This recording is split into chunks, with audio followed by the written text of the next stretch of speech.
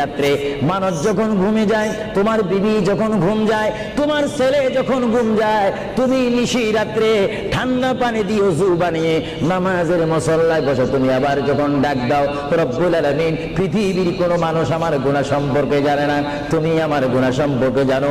আমি এমন গুনাহ করেছি আমার বিবি জানে না, বিবি গুনাহ করেছে আমি জানি না। আল্লাহ তুমি সব কিচ্ছু জানো, হে আমার প্রভু তুমি আমাকে মাফ করে দাও। আমার আল্লাহ বলে, তারপরও যদি তোমাদেরকে আমি মাফ না করি, তারপরও বান্দা তোমরা আমার রহমতের দরজা থেকে ফিরে যাইও না।